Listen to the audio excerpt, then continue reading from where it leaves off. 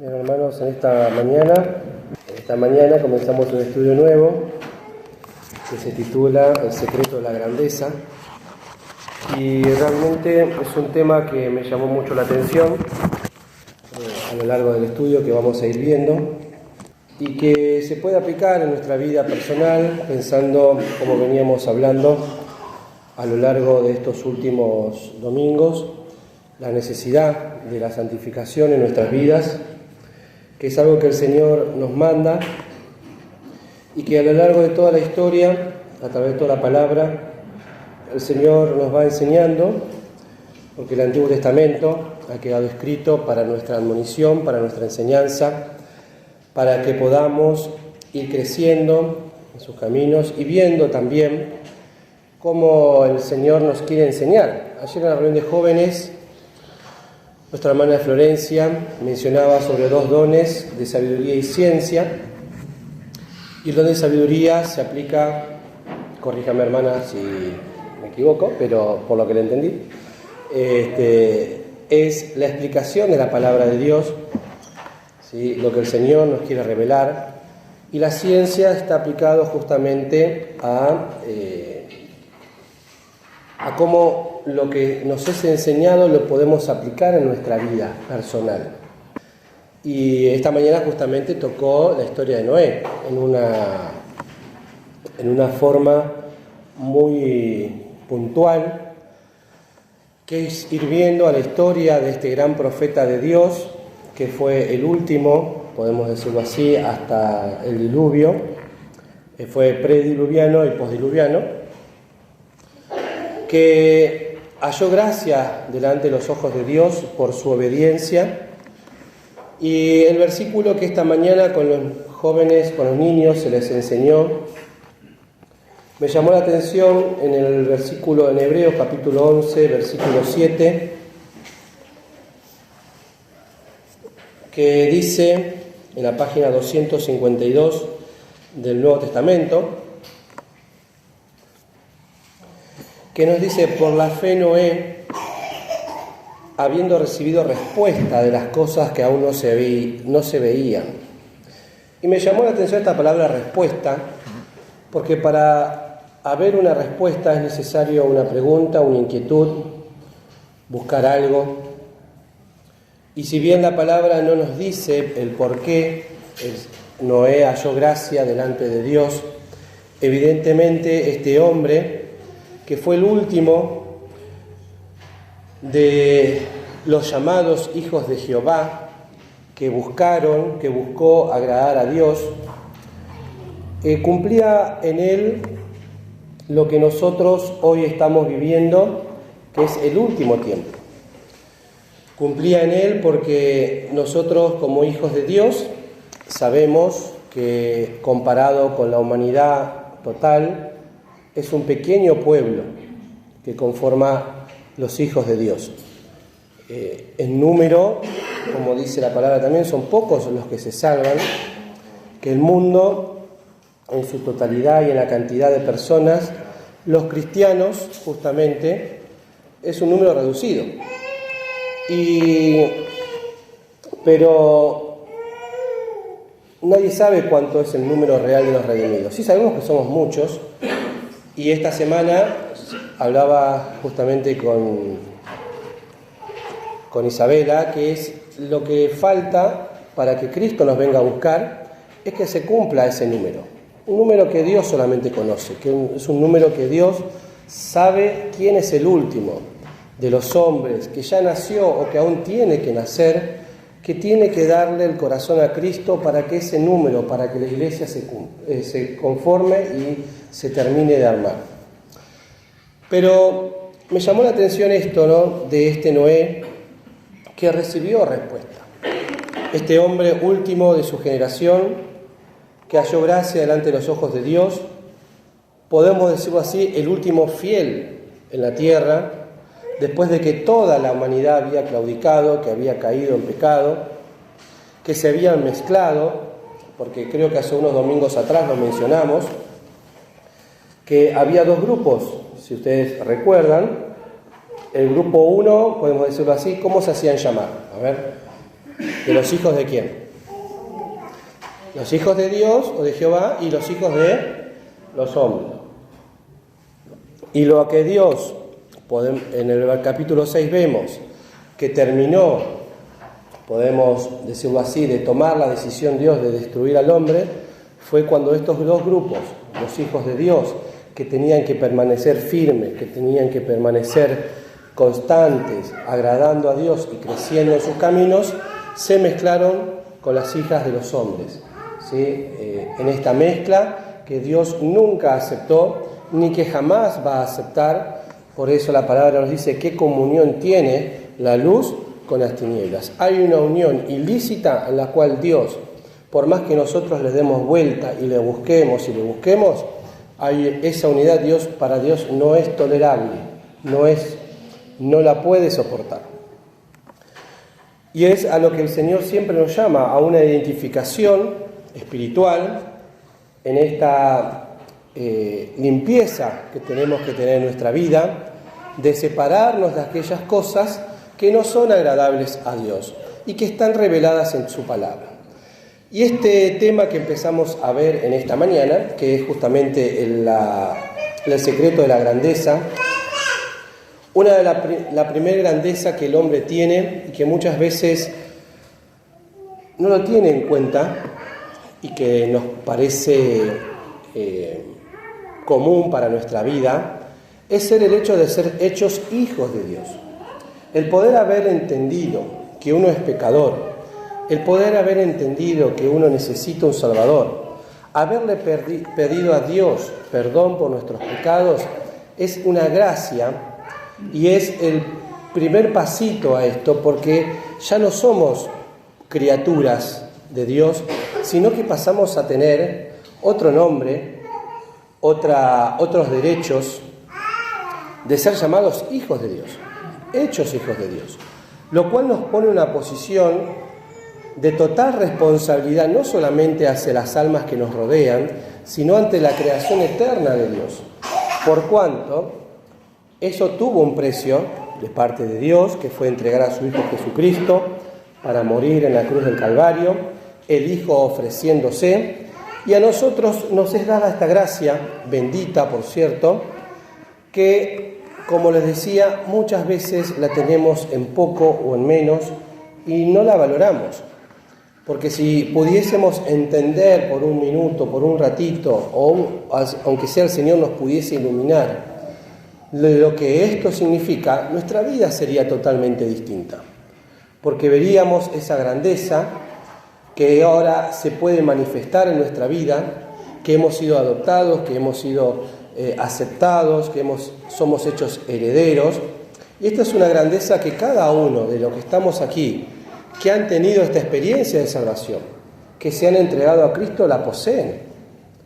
Ahora, esto es el principio de una vida cristiana en un mundo que está puesto en maldad.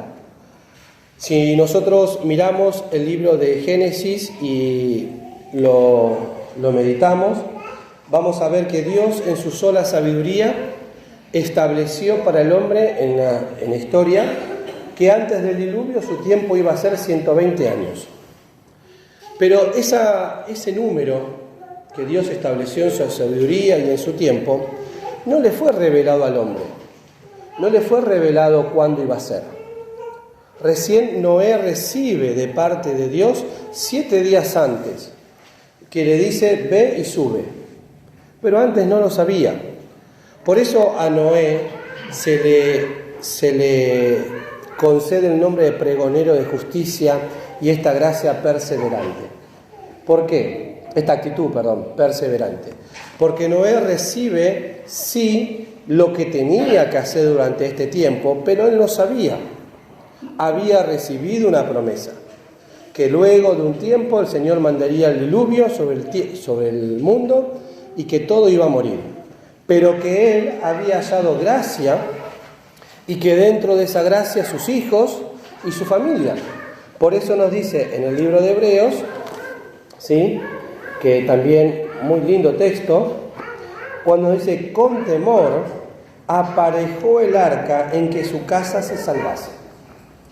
Con temor. ese temor reverente, ese temor de no querer ofender a Dios, nos pone a nosotros también en esta situación de decir, ¿no? Hoy le decía a los jóvenes a la mañana, que ¿cómo aplicamos esto a nuestra vida? Porque ¿a qué casa se refiere?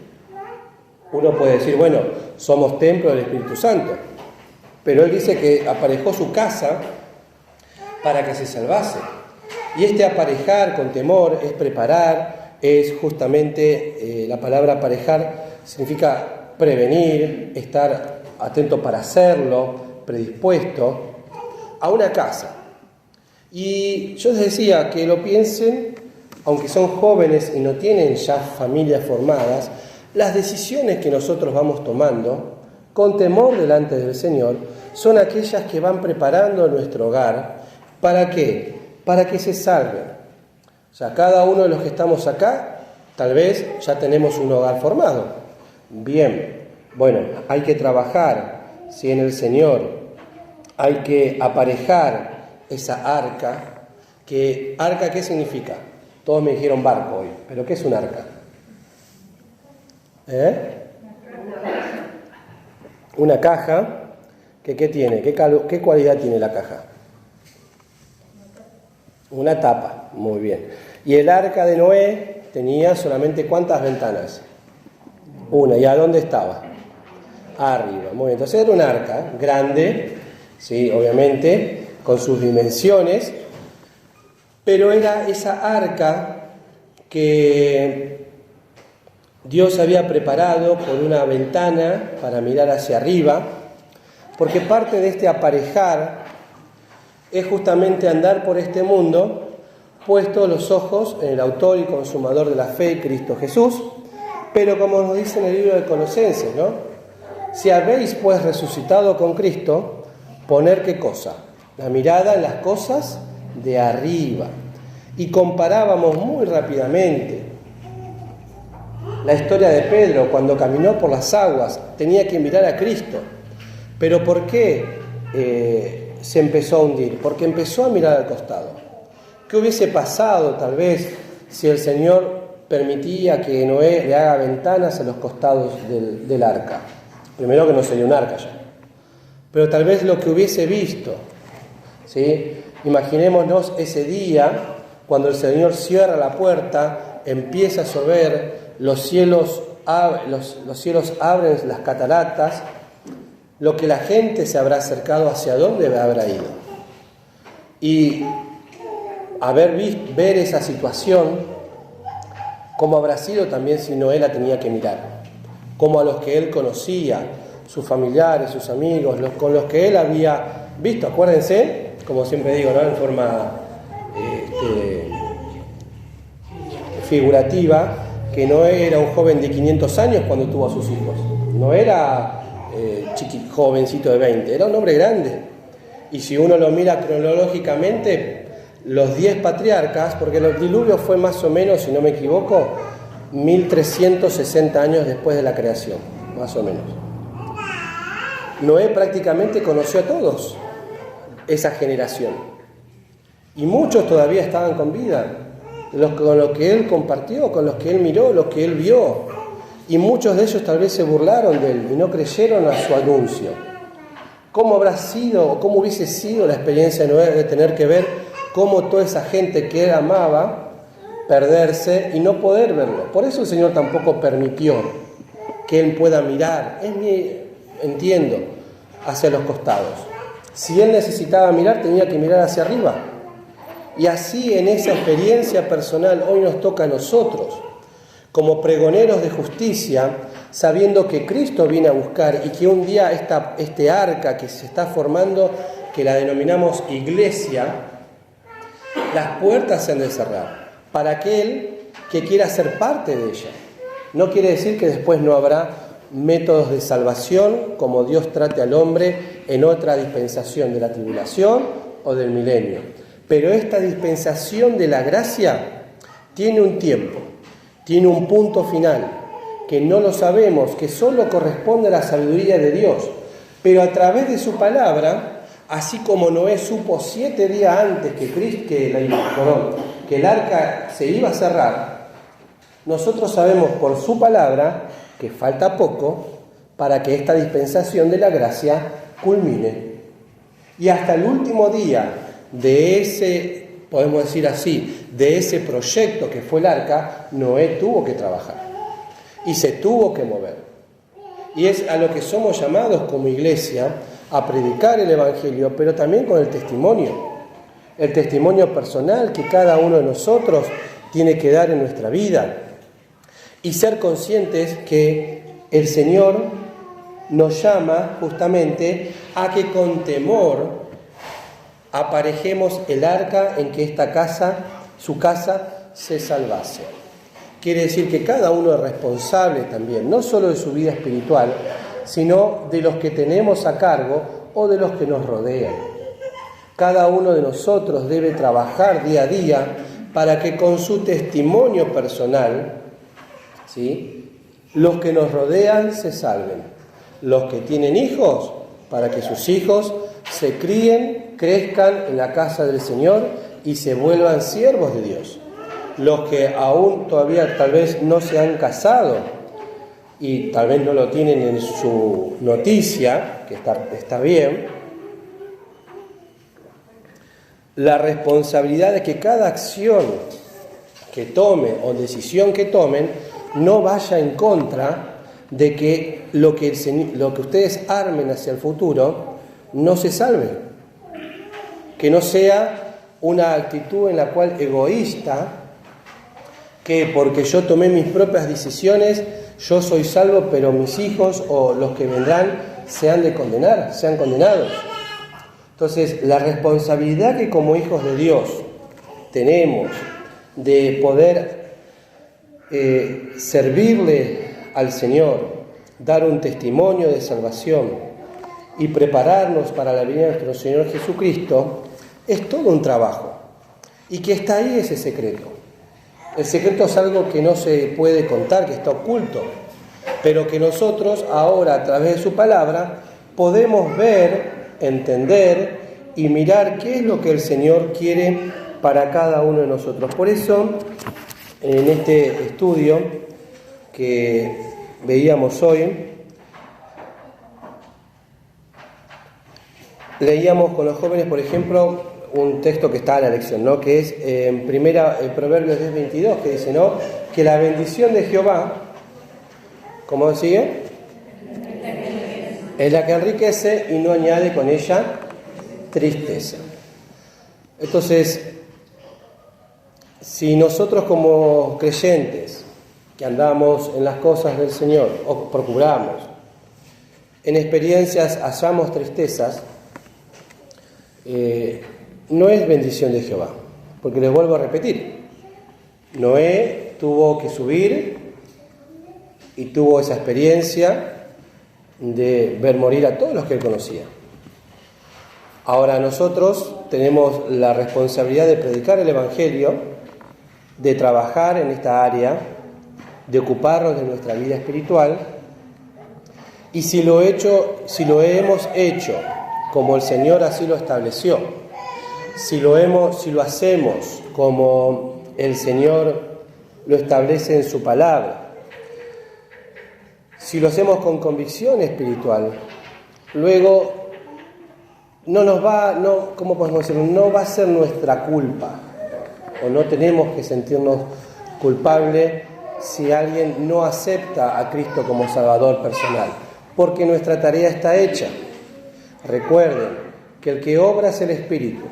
Nosotros somos los que llevamos el Evangelio, pero también el que rechaza o el que acepta es el alma, a cual nosotros no podemos ni obligarla, ni sabemos lo que piensa, ni sabemos sus más íntimos pensamientos. Eso corresponde a Dios.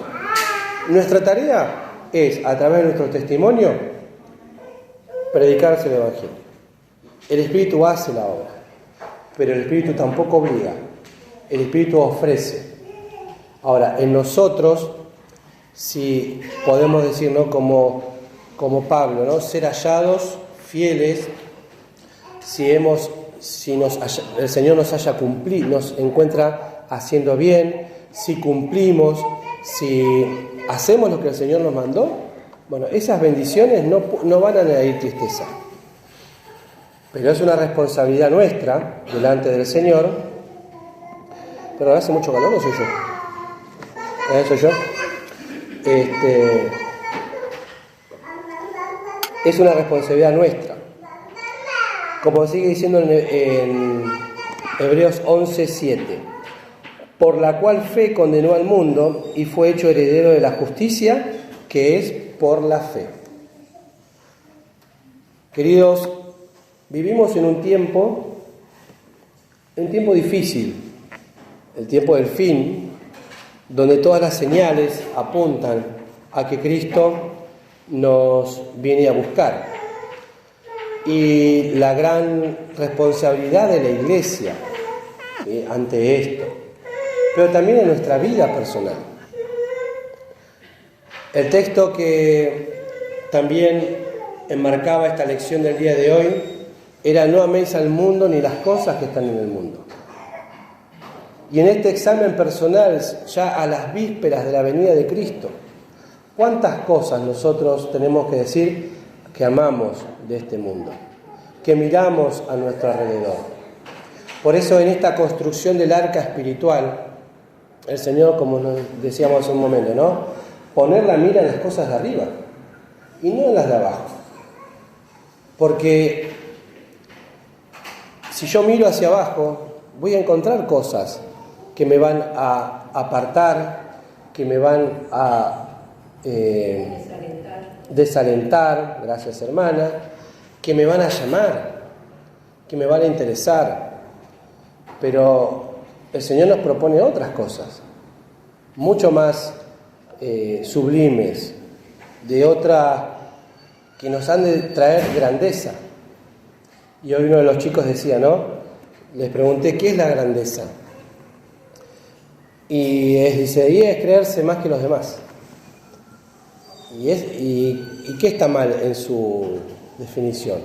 Yo decía, primero, que no es, la grandeza no es que uno se cree, sino que está bien ganada. Y por otro lado, que algo que caracteriza, le digo, a uno que es grande en su grandeza, es también su humildad. Entonces les traje el ejemplo de Messi. ¿Messi qué es? ¿El mejor jugador del mundo o no?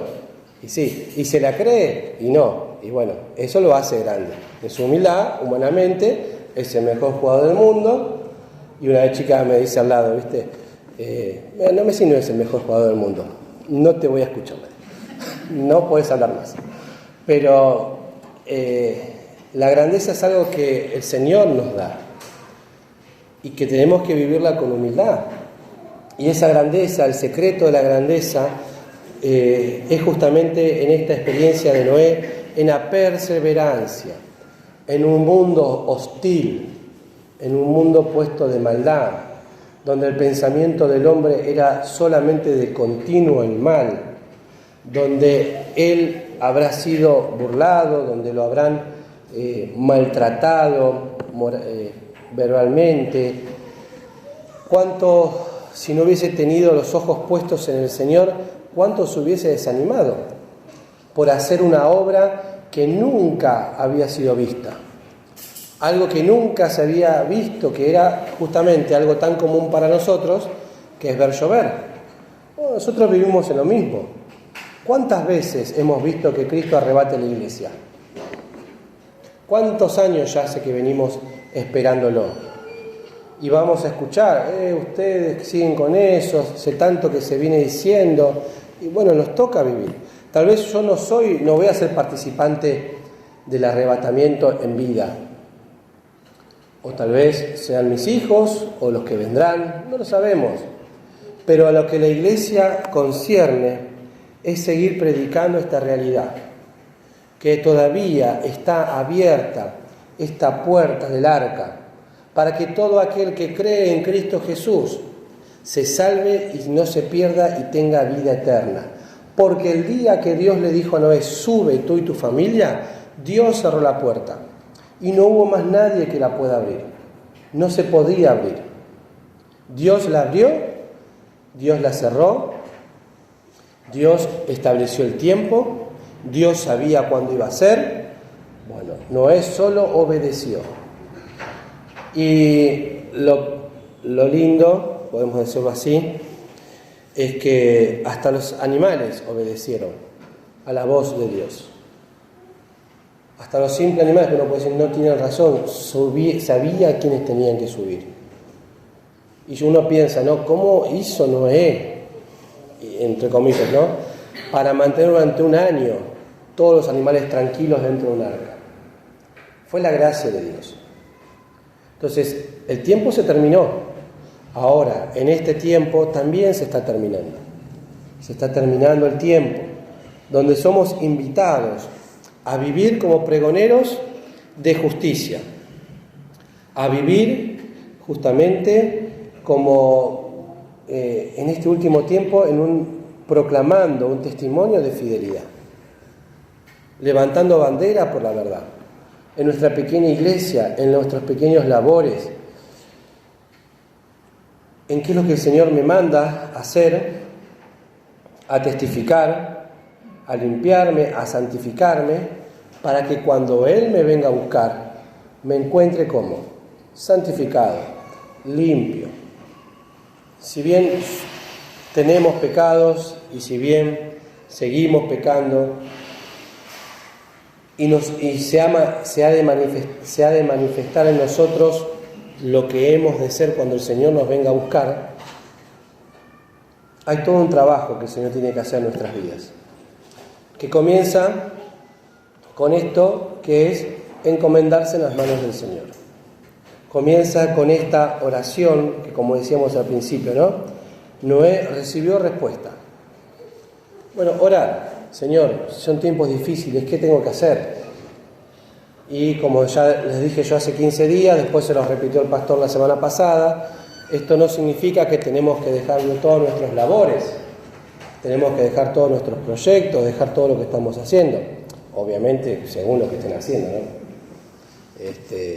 Hay obviedades, hay cosas y cosas que se pueden seguir haciendo y cosas que no. Entonces, dentro de lo lícito, seguir haciéndolo, pero que no sea eso lo primero en mi vida, sino que el Señor, amarle de todo corazón, que el Señor ve nuestros corazones, conoce la intención de nuestro corazón y nos llama justamente a poder vivir santa y piamente. Vamos a buscar en 1 Juan, en el capítulo 2, en el versículo 28, para terminar con estos dos versículos, dice: y ahora, hijitos, perseverad en Él, para que cuando apareciere tengamos confianza y no seamos confundidos de Él en su venida. Si sabéis que Él es justo, sabed también que cualquiera que hace justicia es nacido en Él. Perseverar en Él, mantenernos firmes, no claudicar, no desviarnos, sino mantenernos firmes con un objetivo. Cristo viene. Bueno, yo me tengo que permanecer firme hasta la venida de mi Señor, aprendiendo lo que la palabra me dice, buscando ese secreto de grandeza que el Señor tiene escondido en su palabra para revelarle a todo aquel que con humildad se acerca a encontrar estos tesoros escondidos en su palabra. Queridos hermanos, que el Señor nos bendiga y en esta semana que comienza el Señor nos pueda bendecir a cada uno de nosotros en cuanto tengamos que hacer y en las experiencias que el Señor así permita en nuestras vidas. Que el Señor los bendiga.